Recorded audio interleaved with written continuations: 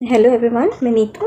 और मेरी आज की जो वीडियो है वो आईवीएफ में मेरा जो टोटल कॉस्ट जो लगा था और उसके बारे में है। सिर्फ आईवीएफ का कॉस्ट नहीं, मेरा टोटल पैकेज के अलावा भी जो मेरा मेडिसिन, इंजेक्शंस, जो भी चीज़ें जो मुझे एक्चुअल कॉस्ट किया, क्योंकि जो हॉस्पिटल को मिला वो तो मतलब एक अलग कॉस्ट है, बट मेरा जो पर्सनल कॉस्ट है वो तो दवाई और मेडिसिन का भी था। तो जनरली जब भी हम ये हॉस्पिटल्स में जाते हैं, डॉक्टर से बात करते हैं या आईवीएफ का सोचते हैं, तो जनरली हम उनके पैकेजेस ही सर्च करते हैं।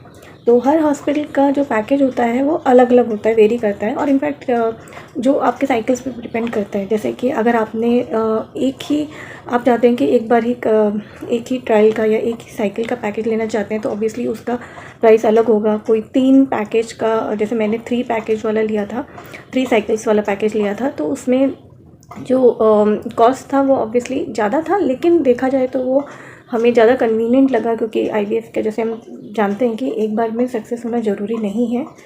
तो वैसे ही जो और इसके अलावा भी जो हमें कॉस्ट लगा कि जो पैकेज में चीज़ें, कई बार कुछ चीज़ें ऐसी होती है जो पैकेज में इंक्लूड नहीं होती हैं, और उसके अलावा जो मेडिसिन इंजेक्शन का जो कॉस्ट लगता है वो एक्चुअली वो भी हम आईवीएफ में या मैं भी इस वीडियो में कवर करूँगी कि मेरा एक्चुअल कॉस्ट कितना लगा था। तो मेरा जो पैकेज था उसमें ऐसा था कि तीन साइकिल वाला मैंने लिया था, लेकिन अगर मैं 1 साइकिल वाला लेती तो मुझे कॉस्ट करता कुछ 1.25 से 1.5 का वो पैकेज था।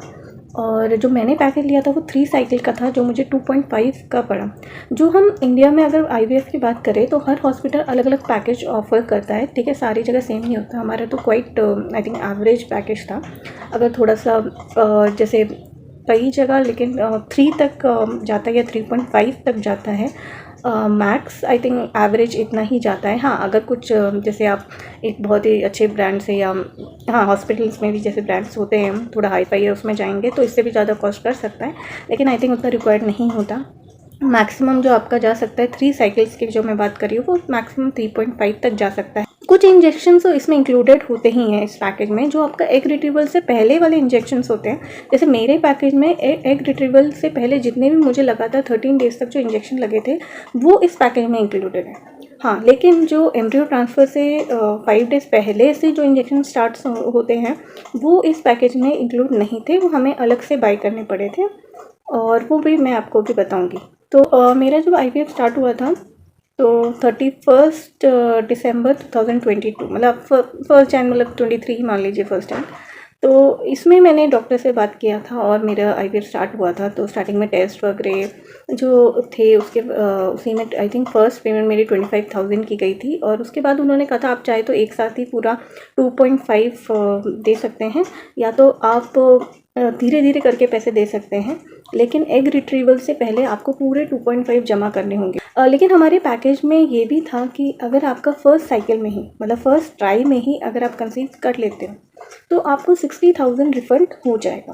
कई सारे आईवीएफ क्लिनिक ये ऑफ़र करते हैं, क्योंकि आपने 3 साइकिल का लिया है, ऑब्वियसली 3 साइकिल का लिया है, और आपको अगर मतलब आपको फर्स्ट में कंसीव हो जाता है तो आपका वो 2 साइकिल जो है उसके पैसे तो आप ऑलरेडी दे चुके हो। तो इस वजह से जो होता है कि सारे आईवीएफ, इसलिए सारे आईवीएफ क्लिनिक जो होते हैं वो आपको थोड़ा पैसा रिटर्न कर देते हैं अगर आपने फ़र्स्ट में ही कंसीव कर लिया।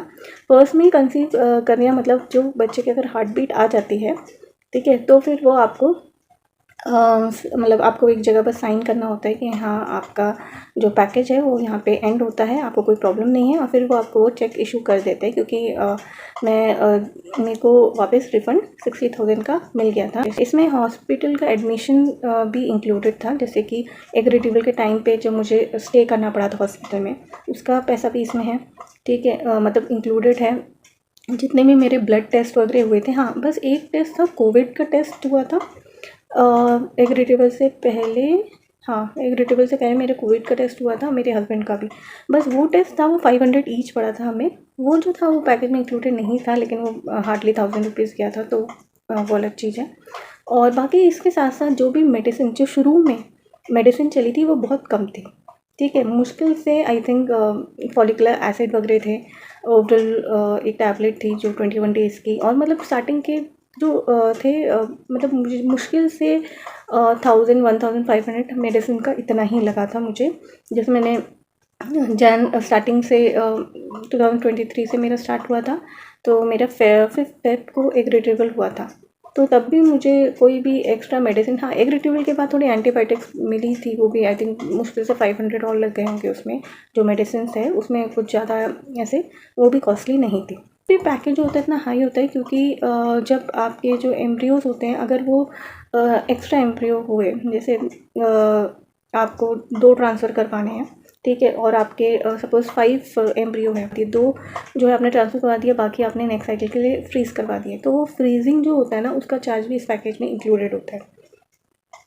मेरा एग रिट्रीवल जैसे 5th फेब को हुआ था, तो उसके 5 डेज़ बाद मुझे हॉस्पिटल बुलाया था और तब मेरी मेडिसिन थोड़ी बढ़ा दी गई थी, ठीक है। मेरा फ्रोज़न एम्ब्रियो ट्रांसफ़र था, तो मेरे को बताया गया था कि मेरा नेक्स्ट मंथ मतलब मार्च में ही एम्ब्रियो ट्रांसफ़र होगा, और वो मतलब पीरियड्स की डेट्स पे डिपेंड करता है।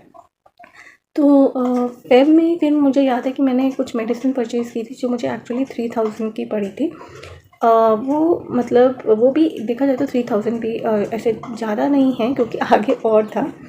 तो उस टाइम पे फिर मेरी कुछ मेडिसिन वगैरह स्टार्ट हुई थी जो मैं कंटिन्यू किया मैंने मार्च तक। और मार्च में जब मुझे फर्स्ट पीरियड आया, तो उसके बाद मुझे बताया गया कि मेरा अराउंड 31 मार्च को मेरा एम्ब्रियो ट्रांसफ़र होगा।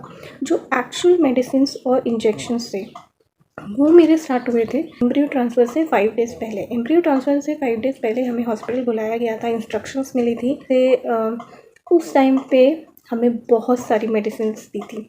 जेस्टोन के इंजेक्शन थे और इवापरिन के इंजेक्शन थे। इवापरिन ब्लड थिनर होता है, उसका एक इंजेक्शन का कॉस्ट जो MRP पे था वो अराउंड 400 कुछ था। लेकिन हाँ, एक चीज़ था कि जब हमने हॉस्पिटल से इंजेक्शंस और मेडिसिन परचेज़ नहीं की थी, क्योंकि अगर हम हॉस्पिटल से परचेज़ करते हैं तो हॉस्पिटल में ही जो उनका फार्मेसी था, ठीक है, उसका कॉस्ट हमें मतलब MRP पे तो वो भी सेल नहीं करते थे, लेकिन हाँ उनका प्राइस में और बाहर से अगर हम कोई मेडिसिन लेते थे तो उसमें काफ़ी डिफरेंस आता था। जैसे कि हॉस्पिटल से जो हमने इंजेक्शन लिया था वो अराउंड 400 के आसपास हमें सेल करे थे। तो जब हमने इंजेक्शन बाहर से लिए थे तो वो मुझे अराउंड 350 कॉस्ट किया था। तो आप सोच सकते हो कि एक इंजेक्शन जो कि डेली लगना है, ठीक है, 15 डेज़ तक, 15 डेज़ नहीं उसके बाद भी लगे थे मुझे, लेकिन पहले वो 15 डेज़ के बोलते हैं, फिर बीटा HCG का टेस्ट होता है, अगर आप प्रेग्नेंट हो तो फिर वो इंजेक्शन कंटिन्यू होते हैं, नहीं तो वो रुक जाते हैं, इसलिए पहले 15 डेज़ ही बोलते हैं। तो मैं प्रेग्नेंट थी तो मेरे कंटिन्यू हुए थे, तो मुझे फिर और 15 डेज़ के लेने पड़े थे। तो वही था कि वो इंजेक्शंस फिर हमने बाहर से ख़रीदे, मेडिसिन भी थी बाहर से ली थी। जेस्टोन का इंजेक्शन थोड़ा कॉस्टली नहीं था, वो कुछ ऐसे अराउंड 80 का कुछ होता था, और वो मुझे शुरू में ऑल्टरनेट डेज़ बोला था, ना कि डेली, जो जेस्टोन का इंजेक्शन था। हाँ, जेस्टोन का इंजेक्शन मुझे एम्ब्रियो ट्रांसफ़र से 5 डेज़ पहले तो डेली लगा था, डेली 5 डेज़ तक लगा था, और यूवापरिन भी मुझे डेली 5 डेज़ तक लगा था। लेकिन मुझे एम्ब्रियो ट्रांसफ़र के बाद जेस्टोन एक दिन छोड़ के लगा था ऑल्टरनेट डेज़, लेकिन यूवापरिन का जो ब्लड थिनर था वो मुझे रोज़ लगा था। हो सकता है आपको सेम इंजेक्शंस ना लगे, हो सकता है दूसरे नाम से कोई इंजेक्शन लगे, लेकिन वो ऑब्वियसली प्रोजेस्टेरॉन और ब्लड थिनर्स ही लगते हैं, बस नाम कुछ और हो सकता है।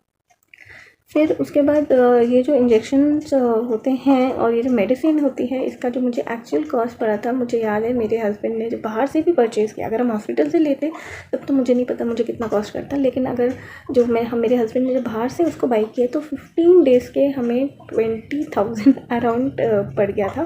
तो थोड़ा डिस्काउंट के बाद आई थिंक 18 या ऐसे कुछ पड़ा होगा, क्योंकि इतने सारा चीज़ें लिया है तो थोड़ा डिस्काउंट मिला था। तो मतलब 20 ही लगा दीजिए, जो 20,000 हमें 15 डेज़ का लगा था। ओनली 15 डेज़ की मैं बात कर रही हूँ। ये एम्ब्रियो ट्रांसफ़र से 5 डेज़ पहले ली थी हमने मेडिसिन, क्योंकि 5 डेज़ पहले ही ये मेडिसिन स्टार्ट हो जाती है, और ये इंजेक्शंस भी। और उसके बाद मुझे बुलाया गया था बीटा HCG टेस्ट के लिए, जो कि मेरा पॉजिटिव आया, और पॉजिटिव आने के बाद मुझे लगा कि शायद कुछ चेंजेस करें, लेकिन मेरी मेडिसिन्स में भी कुछ चेंजेस आए थे। इंजेक्शंस जो थे इंजेक्शंस में मुझे कोई भी चेंजेस नहीं किए। मेरे इंजेक्शंस जैसे लग रहे थे मेरे वैसे ही रहे, बस मेडिसिन आई थिंक जो डूफास्टन था उसकी गोली बढ़ा दी थी और बाकी एक आधा मेडिसिन कुछ कम कर दी थी, पर कुछ ज़्यादा ऐसे डिफरेंस आया नहीं था क्योंकि मेन जो थे वो इंजेक्शंस कॉस्टली थे। तो उसके बाद हमने 15 डेज़ के जो इंजेक्शंस थे वो और परचेज़ कर लिए थे, इंजेक्शंस और मेडिसिन। तो उसके 15 डेज़ बाद जब मेरा फिर से स्कैन हुआ था तो मेरा सेकंड स्कैन जो कि हो चुका है, ठीक है, वो भी अच्छा था, बेबी भी हेल्दी बताया। तो इस वजह से मेरे सारे इंजेक्शंस जो थे वो बंद हो गए, मतलब मुझे बोल दिया गया कि आप कोई भी इंजेक्शन आपको नहीं लगेगा। जबकि मेरे साथ जो बाकी लोग कंटिन्यू कर रहे थे, मतलब जो प्रेग्नेंट जिनका भी पॉजिटिव आया था और उनकी प्रेगनेंसी प्रोग्रेस करी थी, उनको इंजेक्शंस बंद नहीं किए थे। हाँ, जेस्टून का इंजेक्शन जो था वो काफ़ी लोगों को बहुत पहले ही लगना बंद हो गया था, ठीक है। जनरली जेस्टून का इंजेक्शन वैसे भी किसी को 2 मंथ से बियॉन्ड नहीं ज़रूरत पड़ती है, अनलेस एंड अनटिल उनको ब्लीडिंग या कुछ ऐसे होने लगे, ठीक है। और लेकिन जो यूरोपिन का इंजेक्शन है वो काफ़ी लोगों को मतलब 4 मंथ्स तक लगता है, ठीक है। डिपेंड करता है, कहीं पे 3 मंथ्स, कहीं पे 4 मंथ्स। जो मेरी फ्रेंड है उसको यूरोपिन का इंजेक्शन या यूरोपिन की जगह दूसरे नाम से भी इंजेक्शन हो सकता है, लेकिन होते ब्लड थिनर है, ठीक है। ये इंजेक्शन जो है 4 मंथ्स तक या 3 मंथ्स तक लग सकता है। वो हाँ, आप केस टू केस डिपेंड करता है, भी डिपेंड करता है। जैसे कि मेरे जो रिपोर्ट्स थी, क्योंकि वो सेकेंड वीक में अच्छी आई थी और मेरी सेकेंड वीक के जो रिपोर्ट जो स्कैन था उसमें बेबी की हार्ट बीट 180 थी। 180 जो है थोड़ा मुझे लगा कि एवरेज से थोड़ा ज़्यादा हो सकता है, मेरे इंजेक्शन इस वजह से भी बंद हुए हों, ठीक है, कि मुझे रिक्वायर्ड नहीं है, हार्ट बीट बहुत है, सही है, तो इस वजह से भी हो सकता है। और बाकी लोगों को हो सकता है इस वजह से इवापरिन का इंजेक्शन कंटिन्यू किया। तो मेरा जो अब कॉस्ट लग रहा है, ठीक है, आफ्टर अभी मेरा 3rd मंथ चल रहा है, जो मेरा 3rd मंथ चल रहा है इसमें मुझे मेडिसिन का जो कॉस्ट है वो मेरा रिड्यूस होके, मतलब पूरे मंथ का मैक्स अब मेरा जो होगा 5 to 6,000 ही लगेगा। जबकि एम्ब्रियो मार्च से मेरा 20,000 इंजेक्शन और मेडिसिन का लगा था। उसके बाद आफ्टर 15 डेज़ वापस 20,000 मेरे लगे थे। ये मार्च अप्रैल दोनों मंथ इतना ही कॉस्ट आया था। और प्लस जो मेरे को इंजेक्शन लगाने आती थी, ठीक है, जब जिस दिन 2 इंजेक्शन होते थे वो 200 रुपीज़ चार्ज करती थी, ठीक है। और जो मुझे जिस दिन सिंगल इंजेक्शन लगता था तो उस दिन मुझे 100 रुपीज़ में मुझे चार्ज करती थी। तो ये भी मेरा जो था एक्स्ट्रा कॉस्ट मुझे लग रहा था मेडिसिन्स और इंजेक्शन के अलावा। इंजेक्शन लगाने के लिए जो आती थी उसका कॉस्ट, जो कि एक्चुअल में कम, अगर आप घर पे ही सीख लेते हैं इंजेक्शन लगाना या आपके फैमिली मेम्बर में कोई है जो लगा सकता है, तो फिर आपको इसका कॉस्ट नहीं लगेगा, ठीक है। ये मेरा एक्चुअल अभी तक का जो खर्चा था। तो अगर आप आईवीएफ करवा रहे हैं तो एक तो आप पैकेज का ध्यान रखिए, आप ये ध्यान रखिए कौन सा हॉस्पिटल आपको कैसा पैकेज ऑफ़र कर रहा है, ठीक है। सिंगल में क्या ऑफ़र कर रहा है, 2 साइकिल में या 3 साइकिल में, या आप 3 साइकिल नहीं लेना चाहते आप 2 साइकिल भी ले सकते हैं। और अभी मेरा 9th वीक चल रहा है, मेरा सेकंड स्कैन भी हो गया है और मैं अपनी नेक्स्ट वीडियो में अपने सेकंड स्कैन का रिज़ल्ट शो करूँगी और उसमें बेबी की हार्ट बीट कितनी आई और जो फर्स्ट रिपोर्ट थी मेरी मैं उससे थोड़ा कंपेयर भी करूँगी। तो फिर नेक्स्ट वीडियो में मिलते हैं, तब तक के लिए बाय।